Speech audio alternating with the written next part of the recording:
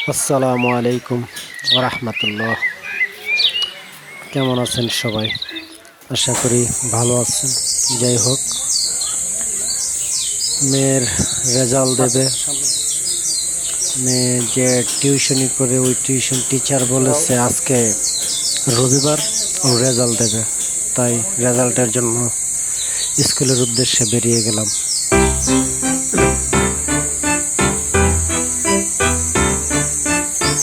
চলে আসছি লেকের পার। বাসা থেকে একটু বের হলে একটু সামনে এগুলি লেকটা আসলে অনেক সুন্দর করেছেন। লেকের পার দিয়ে হাঁটতে খুব ভালো, খুব পরিষ্কার পরিচ্ছন্ন এবং সুন্দর পরিবেশ। তো ওখান দিয়ে সবসময় যাওয়া আসা করি স্কুলে। নিয়ে যাচ্ছে, দেখি যে সামনে দেখা যাচ্ছে মেন রোড, ওটাই ওর স্কুলের সামনে। স্কুল অবশ্য বেশি দূরে না, কাছেই। তো তারপরও আসতে হয়, একজন ছোট মানুষ, রাস্তা পার হতে হয়।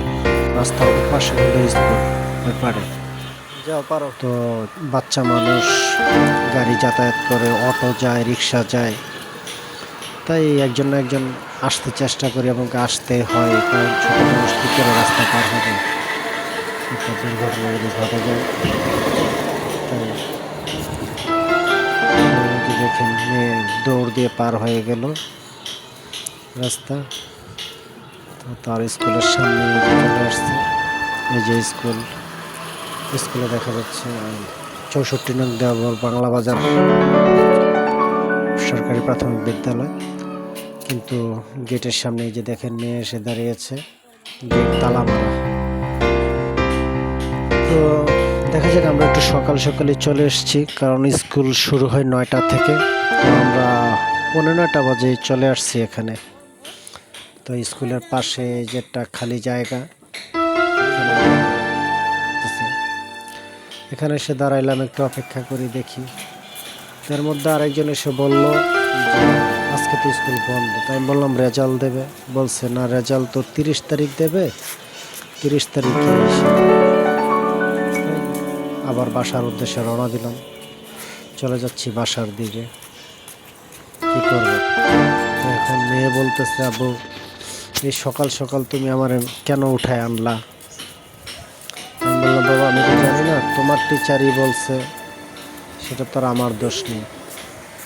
বলতেছে এই শীতের মধ্যে সকালবেলা শুয়ে আসছিলাম, খুব ভালো ছিল, নিয়ে আসলাম কেন? যাই হোক, সবাই দোয়া করবেন ওর জন্য। আর ও আসলে আমরা কখনো ব্লগ আগে বানাই নাই, এটাই প্রথম, এটাই ফার্স্ট। তো কেন ও বলতেছে, আব্বু আমি তো প্রায় সময় ইউটিউব দেখে, তো ব্লগ দেখে দেখে বলতেছে, আব্বু আমিও ভিডিও করব। আমি বলছি, বাবা ভিডিও করলেই তো হবে না, তোমার তো কয় না, আমি ওদেরকে দেখি, ওরাও তো আমাকে দেখবে। আমি বলি ঠিক আছে, বানাও, বানায় দেখো। জাস্ট ওর উৎসাহর জন্য, ওর মন রাখ করতে। দেখি এখন যদি আপনারা সাপোর্ট দেন, উৎসাহ দেন, তাহলে হয়তো আগামীতে আরও ব্লগ বানাবো, না হলে হয়তো এখানেই শেষ হতে পারে। ট্রাই করে দেখি, সে দেশে ছাড়লাম, দেখি।